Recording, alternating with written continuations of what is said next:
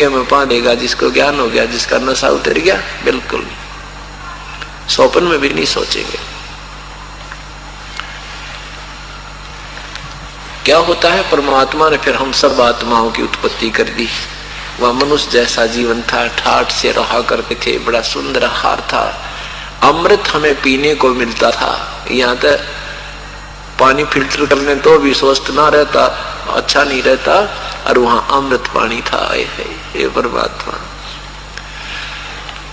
कहते, हंसा देश सुदेशे का ये पड़ा कुदेशों आए, जिनका चारा मोतियां वो गोग्यों क्यों पतियाए।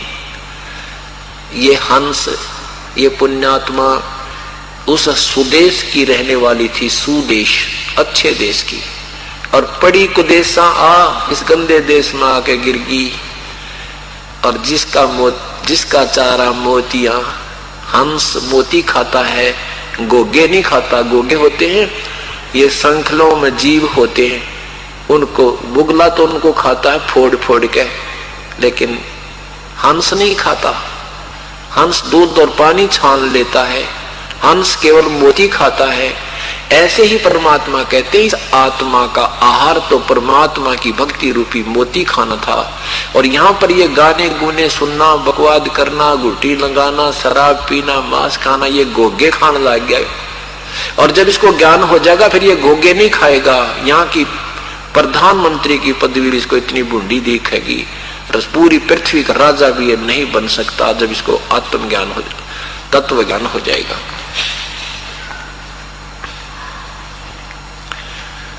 फिर उसने, परमात्मा ने हमें उत्पन्न किया, हम वहां ठाठ से रहा करते थे, बहुत समय बीत गया था। कुछ समय के बाद इस ज्योति निरंजन अंडे से निकले हुए इस ब्रह्म के मन में, आत्मा में अधूरी सोच उठी। इसने संकल्प किया, इसके आत्मा में सोच आई कि हम 3 भाई तो एक द्वीप में, और बाकी में सभी अपने अपने एक एक द्वीपों में रह रही हैं।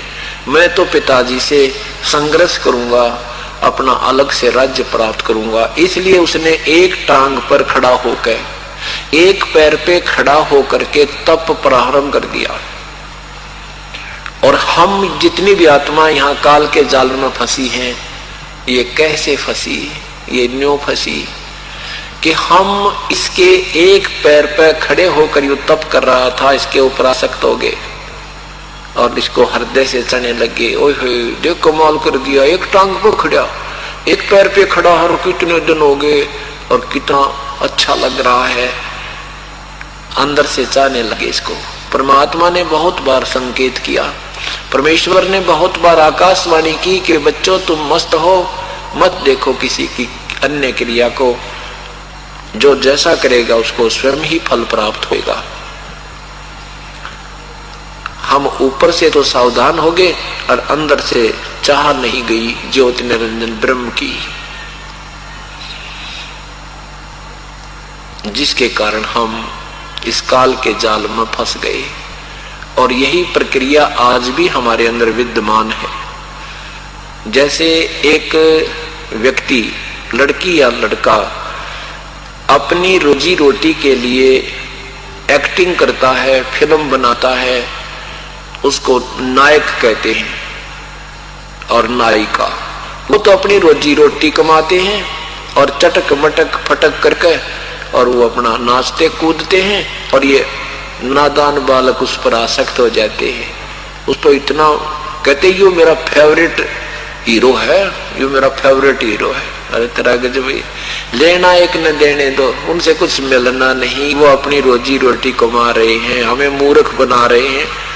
और ये बच्चे इतने आसक्त हो जाते हैं कि ये तो बस पूछो मत, ये तो बहुत सुंदर, बहुत अच्छी एक्टिंग करता है। और वो कभी यहाँ रोहतक में आ जाए, हीरो या हीरोइन, देखा नादान बच्चों का वहां पर जमघट है, भगवान नो लाइन लगी जाएगी, इतने लंबे हो दूर तक खड़े रहेंगे, एडी ठाठा देखेंगे, वो खड़ा वो खड़ा, और लेना एक न देने दो, उसे कुछ मिलना नहीं ने, सारा दिन धूल खा के अपने जेब पे पैसे खर्च करके घर न मुंह लटका कर जाएंगे, लेकिन उसकी चाह फिर भी बनी रहेगी, उसे कुछ मिलना नहीं। ऐसे ही हम अपने मूल मालिक से हृदय हटाकर इस हीरो की तरफ आकर्षित हो गए, और इस और हीरो ने फिर हमारे साथ के किराया गधे बनाए ने करो मजदूरी। आपको कितना प्यारा हीरो लगता है, हीरोइन लगती है, उसके 6 महीने रह के देख लो, उसके पास टूक भी दे दे तुमने, अंदर भी प्रवेश नहीं करने देगा इन बच्चों को, और फिर भी उसी को चाह रहे। ये ऐसी प्रक्रिया वहां से बिगड़ी थी, सारी कहानी मारी। हम अपने पिता ने छोड़ के और इस काल के ऊपर आसक्त हो गए। परमात्मा की बार बार समझाने से भी हमारे हृदय की वह कसक गई नहीं। जब इस ज्योति निरंजन काल ने 70 युग तक तप किया, तब परमेश्वर ने पूछा, ज्योति निरंजन क्या चाहता है तू? तब ज्योति निरंजन ब्रह्म ने कहा, परमेश्वर मुझे अलग से राज्य दे दो, ये स्थान मेरे लिए थोड़ा है। परमेश्वर ने उसको 21 ब्रह्मांड प्रदान कर दिए। जैसे एक धनी पिता अपने पुत्र को 21 प्लाट भी दे, 21 प्लाट प्राप्त करके 21 ब्रह्मांडों में ये कूदता फिरे, कभी उसमें जा रहा है, कभी उसमें जा रहा है, कभी उसको देखने जा रहा है। कुछ समय के बाद इसके मन आत्मा में फिर सोच उठी, इन अकेले प्लाटों का क्या करूंगा, इसमें कुछ कंस्ट्रक्शन हो, इसमें कुछ रचना रचूं। उसके लिए भी इसके पास कुछ नहीं था, पिताजी से ही लेना था। पूर्ण ब्रह्म ही सबका तीनों लोकों में प्रवेश करके सबका धारण पोषण करता है। इसने फिर 70 युग तक तप किया। तब परमात्मा ने पूछा, क्या चाहता है ज्योति निरंजन? ज्योति निरंजन ने कहा, पिताजी मुझे कुछ कंस्ट्रक्शन मटेरियल दे दो, सृष्टि रचना की कुछ सामग्री दे दो, मैं कुछ रचना करना चाहता हूं। परमात्मा ने इसको 5 तत्व और 3 गुण दे दिए। कहा, ले पुत्र खेल खिलौना था। इसके बाद इसने सोचा कि ये इसमें कंस्ट्रक्शन भी कर लूंगा तो अकेले का दिल लगेगा नहीं, कुछ मेरे साथ आत्माएं भी रहें तो अच्छा है, मेरे साथ कोई प्राणी रहे तो अच्छा है, दिल लगा रहेगा। इसने फिर तपस्या शुरू की। 64 युग तक जब इसने तपस्या कर ली, परमेश्वर ने पूछा, क्या चाहता है ज्योति निरंजन? अब तूने जो मांगा था वो तुझे मैंने प्रदान कर दिया है, अब क्यों हठ योग कर रहा तू बार बार? ज्योति निरंजन ने कहा, पिताजी मुझे कुछ आत्मा दे दो, मेरा अकेले का दिल नहीं लगता। परमेश्वर ने कहा, बेटा ये आत्माएं मेरा अंश हैं, इनको मैं तेरी किसी भी क्रिया के उपलक्ष्य में नहीं दे सकता, किसी भी जप के तप के किसी भी कारण से ये तुम्हें नहीं दे सकता। ये तो तू भूल जा, तुझे और प्लाट चाहिए तो और ले ले मेरे पर। फिर परमात्मा ने कहा, एक बात कर, यदि ये खुद कोई स्वयं जाना चाहते सब इच्छा से तेरे साथ, मुझे कोई एतराज नहीं, बेशक चले जाओ, इनसे पूछ ले तू जाके। परमात्मा अंतर्यामी थे, पता था उनको कि ये दूध फट गया और इसको फटने के बाद ये दूध किसी काम का कोई ना, अर्थात हम अपने पिता के हृदय से उतर गए, हम पतिव्रता पद से गिर गए और इस कारण से परमात्मा हमारे से रुष्ट हो गया। हम कहने से भी नहीं माने, बार बार कहने से भी नहीं माने।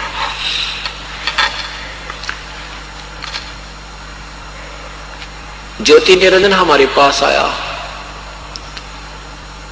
इस ब्रह्म ने हमसे पूछा कि मैंने पिताजी से 21 ब्रह्मांड ले रखे हैं, 5 तत्व 3 गुण की सामग्री प्राप्त कर रखी है, वहां ऐसे रचना करूंगा, वहां बाग बगीचे बनाऊंगा, वहां देव बनाऊंगा, महादेव बनाऊंगा, ऐसे झरने बहाऊंगा, बड़े बढ़िया फल फ्रूट बगीचे लगाऊंगा, मेरे साथ चलोगे तुम? हम तो पहले इसके ऊपर आसक्त थे। हमने क्या कहा कि यदि पिताजी आज्ञा दे दे तो हम तेरे साथ चलने को तैयार हैं। वहां कुछ अक्षेत्र की आत्माओं ने ऐसी स्वीकृति दे दी। ज्योति निरंजन परमेश्वर के पास गए, कबीर देव से कहा, प्रभु कुछ आत्माएं मेरे साथ जाने को तैयार हैं, आपकी अनुमति चाहते हैं। परमात्मा आए, उन्होंने कहा कि मेरे सामने स्वीकृति जो देवेगा मैं तेरे साथ भेज दूंगा। परमात्मा वहां आए, ज्योति निरंजन भी साथ आया। हम सभी से परमेश्वर ने पूछा भी कौन कौन आत्मा है, कौन कौन हंस हैं जो ज्योति निरंजन के साथ जाना चाहते हैं, अपना ऊपर को हाथ करके स्वीकृति दे। अब पिता के सामने कैसे हम कहें हम जाएंगे, नीची गर्दन कर ली, नहीं बोले। तो परमेश्वर ने फिर कहा, जब सन्नाटा छा हुआ था, फिर कहा भी क्यों नहीं बोलते। ज्योति निरंजन तो कह रहा था कि मेरे साथ बहुत सी जाने को तैयार हैं। तब एक आत्मा सबसे पहले एक हंस खड़ा हुआ, उसने कहा पिताजी मैं जाना चाहता हूं।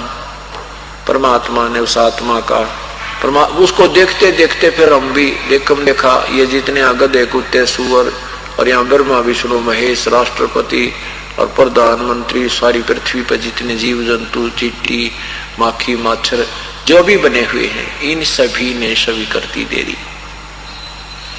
फिर तो देखा कहीं हम पीछे न रह जाऊं, यो एकला लूट जा जो पहले यहाँ मर गया, पहले जिसने स्वीकृति दे दी, कहीं अकेला ही मौज ना ले जावा काल के लोग निरंजन के लोक में जाके हम रह जावा पीछे। ऐसे हमने फिर नंबर लगा दिया।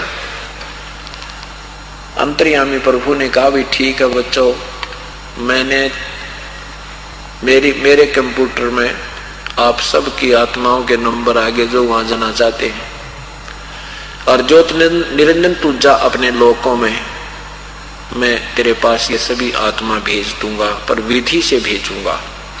तो परमात्मा ने क्या कहा, क्या किया, सबसे पहले जो आत्मा उत्पन्न हुई थी, स्वीकृति दी थी, जिसने सबसे पहले स्वीकृति दी थी काल के साथ जाने की, उस आत्मा का एक सुंदर लड़की बना दिया।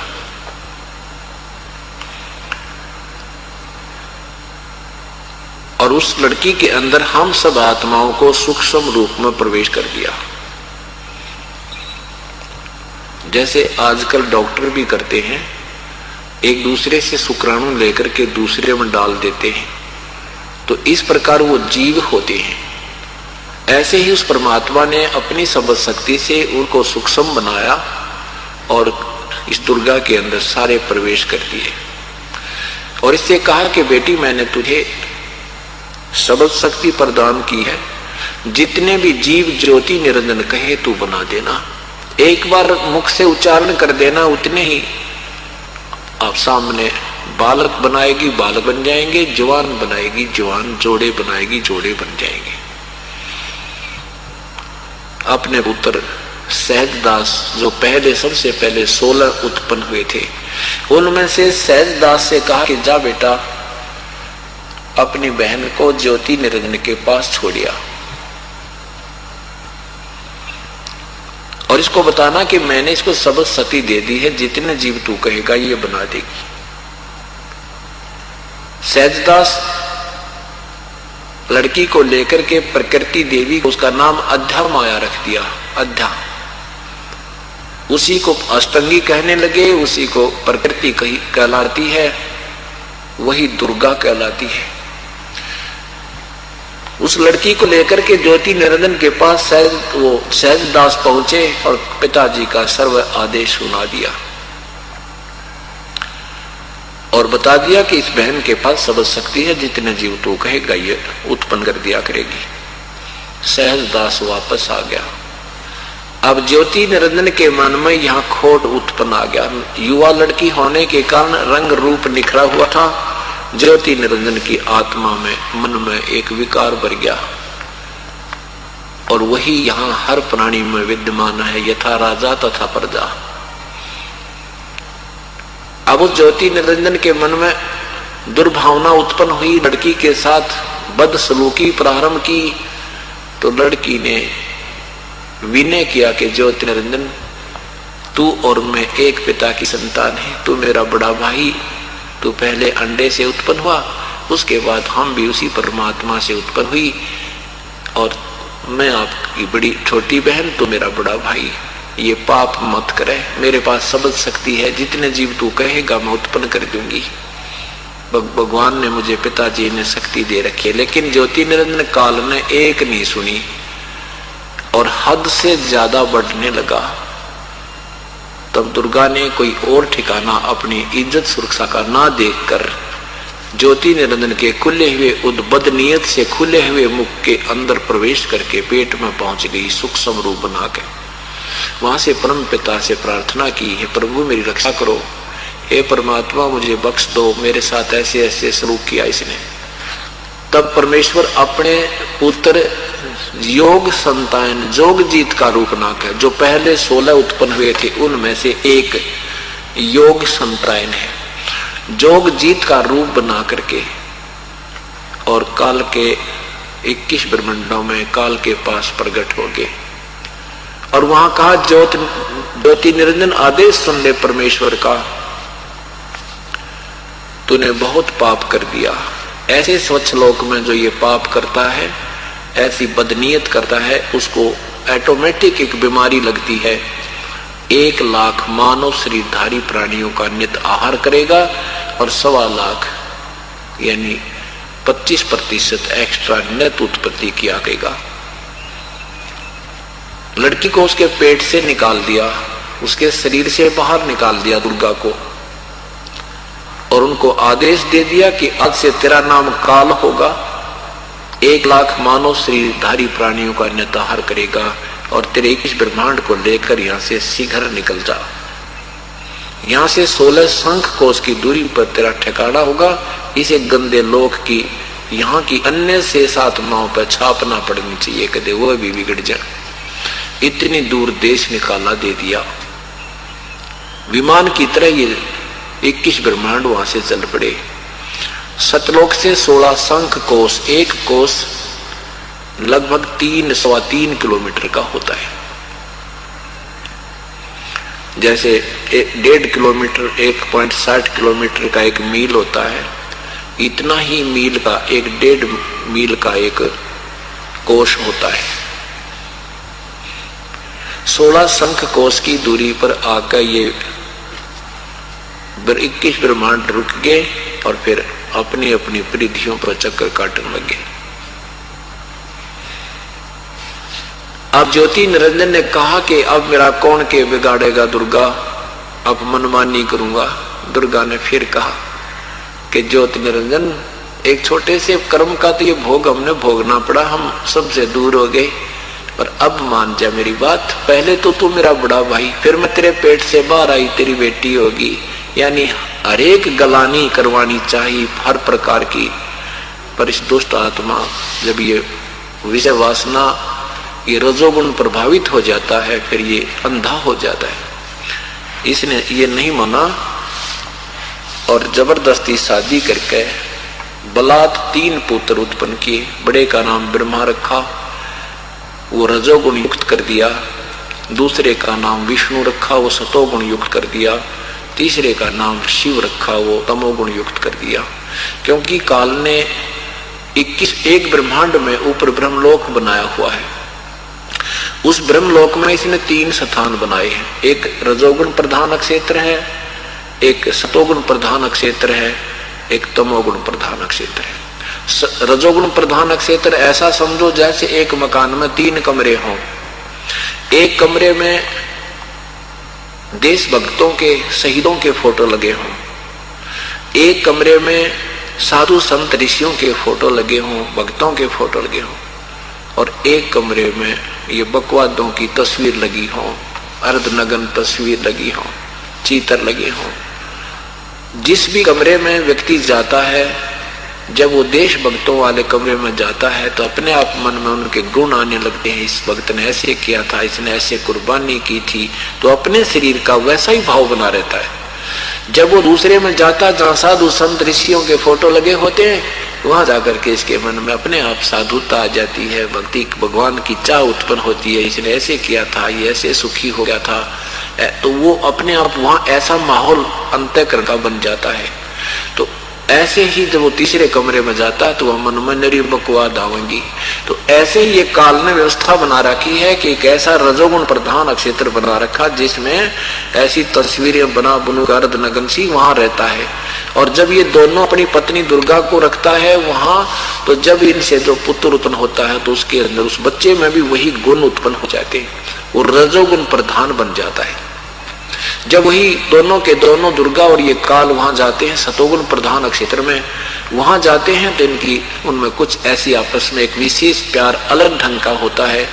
उससे वो सतोगुण प्रधान वहां जो पुत्र उत्पन्न होता है उसमें रहते रहते तो उसको ये सतोगुण प्रधान आप बन जाता है और उसको बच्चे का उत्पन्न को वहां करते हैं। फिर ये तमोगुण प्रधान क्षेत्र में जाता है जहां ऐसा चित्र बना रखे इसने, ऐसा माहौल बना रखा है, वहां जाता है तो वहां ये दोनों ही ऐसे प्रभावित रहते हैं, इनमें तमोगुण सा बना रहता है, जिस कारण से वहां पुत्र तमोगुण ही उत्पन्न होता है। उसका नाम ये शंकर शिव रख देते हैं। अब पहले आप सुना करते थे ना, ब्राह्मण फेरे कराया करते, के क्या करते, काश्यप गोत्रा काश्यप गोत्री। एक बुढ़ा मिला के चेड़ियों में एक दिन किसी काम बस जा रहे थे और वो नंबर था 2 रुपया में दस्तक कर लिया। वो कह रहे हैं, बोला भाई वहां कोई सुना किसी ने कि उस गांव में ऐसे ऐसे एक ही उनका कोई गोत्र मिल गया भाई, लड़ाई उनका झगड़ा हो रहा है शादी के ऊपर। वो बुढ़ा कहे भाई मेरा नहीं के सिस्टम हमारे तो संबंध में नहीं आ लिया, मेरे 3 ब्याह हो लिए और 3 बार ब्याह हुआ, पहली मरगी थी, दूसरी मरगी बालक और में, तीसरी शादी है और तीनों बार फेरे कराए तो बाण बाई ताम सर्वम बना दिए थे पंडित जी ने। बोला काश्यप गोत्रा काश्यप गोत्री, भाई ये समझ में नहीं आयु काश्यप गोत्रा क्यों कहा और काश्यप गोत्री एक का गोत्र के क्यों कर बनाए हम। गरीबदास साहेब जी कहते हैं हम बताएंगे ये क्यों बोले नो।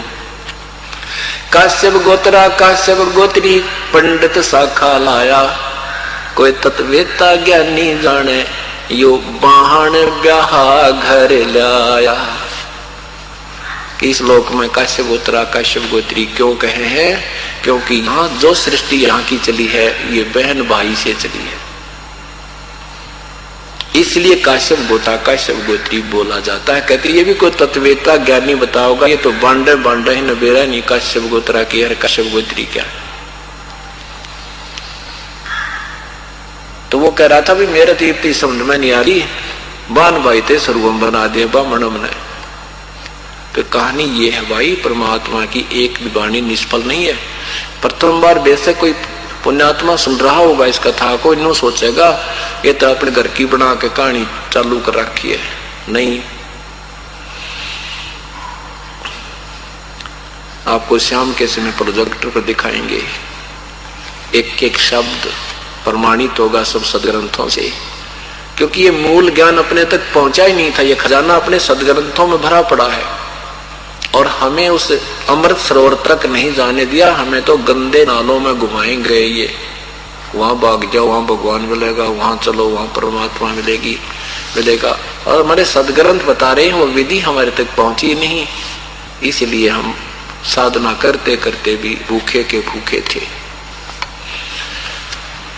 तो ऐसे इस काल ने तीनों पुत्रों की उत्पत्ति की, फिर तीनों की इस काल ने कहा कि आज के बाद दुर्गा से कहा कि अब मैं आज के बाद किसी को दर्शन नहीं दूंगा, ये कसम खाता हूं। मैं किसी भी साधना से किसी के सामने मेरे वास्तविक रूप में प्रकट नहीं होऊंगा, ये मेरा वचन है, मेरी कसम है, ये मेरा अनुत्तम घटिया नियम है। मैं नहीं किसी के सामने आऊंगा, चाहे को रो मर जाओ। और दुर्गा ने कहा फिर तू कहा रहेगा कि मैं कौन स्थान पर रहा करूंगा। दुर्गा कहने लगी पहले तो आप मेरी एक भी नहीं मानते हो, अब आपने बच्चे उत्पन्न किए हैं, कम से कम मेरे साथ तो रहे, इतने बड़े ब्रह्मांड को मैं कैसे चलाऊंगी अकेली औरत। तो काल ने कहा तू चिंता मत करिए, काम तो सारे मैं करूंगा पर करूंगा गुप्त रूप से, सामने नहीं आऊंगा। मैं तुझे आकाशवाणी करता रहूंगा, तुझे संकेत देता रहूंगा, तू अपना ये काम करती रहिए। इन बच्चों को मेरे विषय में नहीं बताएगी, ये कसम खा, नहीं तो तुझे बहुत बुरा हाल कर दूंगा तेरा। अब यह बेचारी इसका फंस गई और ये विवश होगी। जितनी झूठ बुलवावे, पाखंड करवावे, इसी से करवाता है, ये आप गुप्त रहता है। अब वो अंतर ध्यान हो गया, वहां से एक तरफ चला गया और कहा कि जब ये बच्चे सियाने हो जाएं, सब क्रिया मैं बताता रहूंगा, तब इनको ऐसे ऐसे इनकी शादी कर देना और मेरे लिए ये बकरे पालना तुम। तो दुर्गा ने इन तीनों की शादी की। अब आपको सुनाते हैं सृष्टि रचना की अमृतवाणी आदरणीय गरीबदास साहिब जी द्वारा अपनी अमृतवाणी में प्रमाण, और कबीर परमेश्वर ने स्वयं अपनी अमृतवाणी में बोला है, वो आपको सुनाते हैं सृष्टि रचना की वाणी। अब देखो, रात्रि के समय आपको कल परसों दिखाया था, शिव महापुराण में भी परमात्मा की, ब्रह्मा विष्णु महेश की उत्पत्ति और माता पिता के विषय में प्रत्यक्ष प्रमाण है, लेकिन ये हमारे को अभी तक नहीं बताया, किसी ने हमारे सामने नहीं आने दिया। इसका कारण क्या था? क्योंकि पहले अपने पूर्वज शिक्षित थे और ये जो एक संस्कृत के ज्ञाता थे वो अज्ञानी थे, उनको ज्ञान बिल्कुल नहीं था, और जिस कारण से वो तत्व ज्ञान जो परमात्मा ने 600 साल पहले हमें बताया था अपनी अमृतवाणी में, आज वो प्रत्यक्ष हो गया और सब सदग्रंथों से उसका मेल हो गया। इसे सिद्ध है कि जो परमात्मा ने एक एक वचन भी कहे वो प्रमाणित और सत्य अपने सदग्रंथों के आधार पर थे, लेकिन इन ज्ञानी लोगों ने उससे हमें समझने में नहीं आने दिया, हमें मूर्ख बनाए रखा। अब यही कथा परमात्मा ने अपनी अमृतवाणी में बोला है। क्या बताते हैं?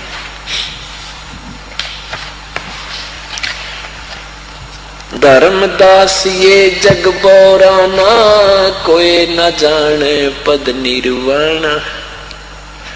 जैसे निर्वाण का अर्थ वैसे मृत्यु होता है, और हम निर्वाण कहते हैं, उसका निर्वाण दिवस है, उसका छुटकारा। निर्वाण माने छुटकारा, मृत्यु, मौत। तो परमात्मा कहते हैं तुम मृत्यु को ही, जैसे कोई आदमी की मृत्यु हो जाती है, उसको कहते हैं स्वर्गवास हो गया उसका। स्वर्गवास हमने घोट रखा है, वो तो आगे पता लगेगा स्वर्गवास होगा, कितने नरकवास होगा या कितने गदावास होगा उसका, लेकिन एक शब्द पकड़ा है स्वर्गवास। तो निर्वाण का वैसे अर्थ होता है मृत्यु।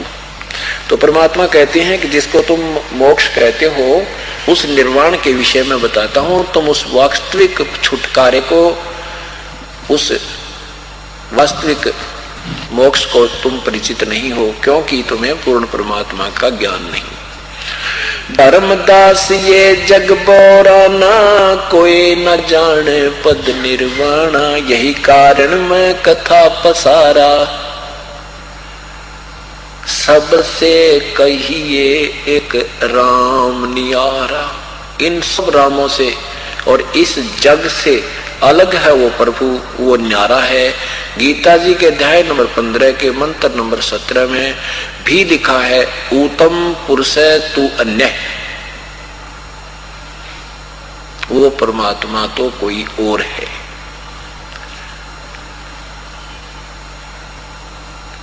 यही ज्ञान जग जीव सुनावो, सब जीवों का भरम नसावो।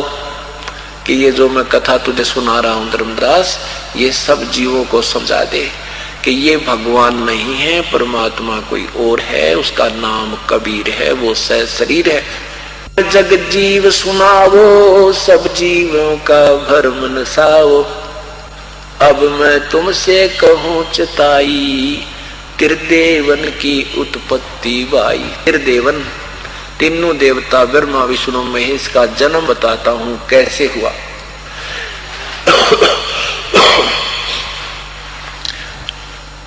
यही ज्ञान जग जीव सुनावो, सब जीवों का भरम नसावो। अब मैं तुमसे कहूं चिताई, त्रिदेवन की उत्पत्ति भाई। कुछ संक्षेप कहूँ गहुराई, सब संशय तुमरे मिट जाई। कहते कुछ संक्षेप मैं बताऊंगा जिससे तेरे सारे संशय मिट जाएंगे।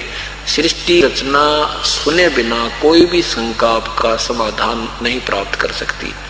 आपको किसी भी शंका का समाधान प्राप्त नहीं हो सकता। और सृष्टि रचना जब आपके हृदय में पक्की रच जाएगी कि सचमुच जो कि तू है, फिर आप किसी सदग्रंथ को उठाकर देख लेना, बिल्कुल तरतीब वाइज खुलता चला जाएगा। ये मास्टर की है।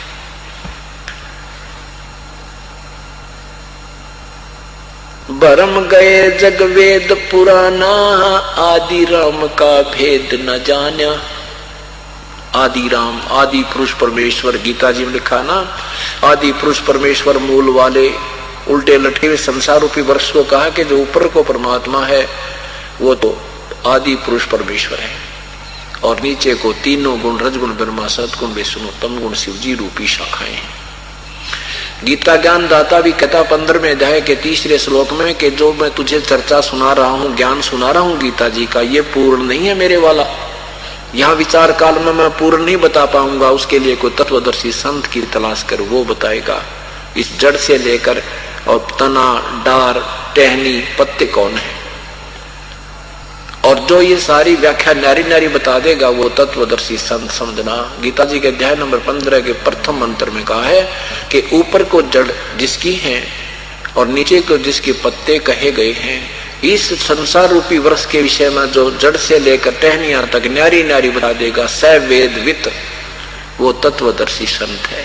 प्रमाण भी बता दिया। और मैं नहीं बता पाऊंगा उस परमात्मा का विषय, मैं नहीं जानता, क्योंकि इसका आदि अंत का मुझे ज्ञान नहीं। और फिर उसके बाद उस परम पद परमेश्वर की खोज करनी चाहिए। तत्वदर्शी संत तुझे मिल जाए, तत्व ज्ञान प्राप्त हो जा, उस परम पद परमेश्वर की खोज करनी चाहिए जिसमें गए हुए प्राणी फिर लौटकर संसार में नहीं आते।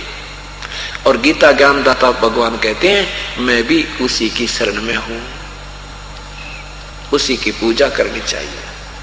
गीता जी के अध्याय नंबर 18 के 62 नंबर मंत्र में कहा है कि अर्जुन सर्वभाव से तू उस परमेश्वर की शरण में जा, उसकी कृपा से तेरा शाश्वत स्थान को प्राप्त होगा और परम शांति को प्राप्त होगा, सतलोक चला जाएगा।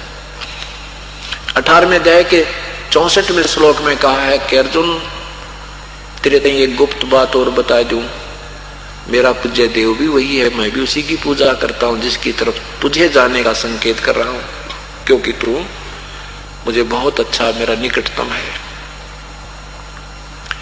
18वें अध्याय के 66वें श्लोक में कहा है, 65वें श्लोक में कहा कि तू सोच ले जो तूने करना है, मेरी भक्ति करनी है तो और देवताओं की पूजा छोड़ दे। ये मैं तुझे गारंटी देता हूं कि तू मेरे ब्रह्मलोक में आ जाएगा, लेकिन मेरी वाली भक्ति कम अच्छी नहीं है, ये तो अनुत्तम है। जन्म मृत्यु तेरी मिटे ना मेरी मिटे, हम जन्म मृत्यु में रहेंगे, कर्म दंड भी भोगना ही पड़ेगा, युद्ध तुझे करना ही पड़ेगा। मेरी शरण में रहेगा तो उस परमात्मा की शरण में जाना है तो मेरे लेवल की जो पूजा तूने की है उस तत्वदर्शी संत के बताए अनुसार, क्योंकि ये दास आपको 3 नाम मंत्र देगा। पहला जो आपको मंत्र दिया जाता है ये तो जेब खर्च आपकी, ये तो यहाँ संसार में जब तक रहोगे तुम्हारे ये इन भगवानों का कर्जा देते रहोगे, तुम्हें वर्क डन उसके प्रतिफल में ये जैसे बिजली का बिल भरना है, टेलीफोन का बिल भरना है, इनका बिल भरते रहोगे, तुम्हें सुविधा यहाँ रहने की मिलती रहेंगी। और वहां जाने के लिए आगे चलने के लिए इस यहाँ की सरकार का जो पूर्ण रूप से बिल आपने उतरना कर्जा, वो एक मंत्र देंगे आपको, वो अलग है, वो 3 मंत्र का होगा। पहला ओम मंत्र है जो कि ब्रह्म का जाप है, और इसके साथ 2 मंत्र और मिलेंगे जो गीता जी के अध्याय नंबर 17 के मंत्र 23 में लिखा है कि ओम तत् सत इति निर्देश ब्रह्मण त्रिविध समर्थ है। उस ब्रह्मण माने पूर्ण परमात्मा के पाने का तो केवल 3 नाम का जाप है, ओम तत् सत, नथिंग एल्स, और कुछ नहीं है। ओम ब्रह्म का जाप है, ये तत् सत सांकेतिक ये दास बताएगा जो पूर्ण रूप से आश्रित हो जाओगे। तत् पर ब्रह्म का मंत्र है, सत उस पूर्ण ब्रह्म का सतलोक में जाकर स्थायी स्थान पाने का है। इन 3 मंत्रों से आपका मुक्त होगा। तो कहता है कि जो मेरे लेवल की साधना ओम नाम का जाप और यहाँ की यज्ञ हवन तूने की है वो मेरे में छोड़ दे, इसके प्रतिफल में तुझे मैं ऋण मुक्त कर दूंगा, डोंट वरी। चिंता ना करे तो बेशक जा। ठीक है, जब हम इसका कर्जा दे देंगे फिर ये मांगेगा कि हमारे पे। अब हम कर्जवान हैं, इसने हमें मजदूर बना रखा है और यही कमवाता है, यही लगवा देता है ताकि ये आगे ना जा सके। एक पहले पुराने समय की बातें हैं, ये किसान लोग दूसरे हरिजन आदि को मजदूर रखा करते थे। तो वो क्या करता था, कहने लगा मजदूर रखा हुआ था, उसने 10,000 रुपये 20,000 रुपये दे रखे थे, आधे को उसने उतार दिए थे, आधे रह रहे थे, फिर मजदूरी कर रहा था। उसकी लड़की का ब्याह हो गया। लड़की के ब्याह में वो मंगा हुआ 2 रुपया की चीज और उसका भाई ला के देगा 10 रुपये के सामान उसको, उस शादी जिसकी हो रही थी मजदूर की। तो वो दूसरा कहता है कि इतने पैसे क्यों दे है, तो इस गरीब कब देगा, बोला ना देगा, मजदूर तो बना रहेगा अपना, नहीं तो ये उतार देगा पैसों को, फिर भाग जाएगा, बढ़िया मजदूर है, बड़ी सेवा करता है और इसमें कर्जा कम हो गया तो ये भाग जाएगा किसी और के पास। तो यू काल हमारे साथ ऐसा वो कर रहा व्यवहार, ये हमें यहाँ हमारी ही ऊपर कर्ज रखता है, हमारी ही वर्कडन को हमें देता रहता है और हमें परमात्मा की तरफ नहीं जाने देता, डराता रहता है। आध्यात्मिक ज्ञान से रिलेटेड वीडियो देखने के लिए ओनली संत रामपाल जी महाराज चैनल को सब्सक्राइब करें। सत साहिब सत साहिब।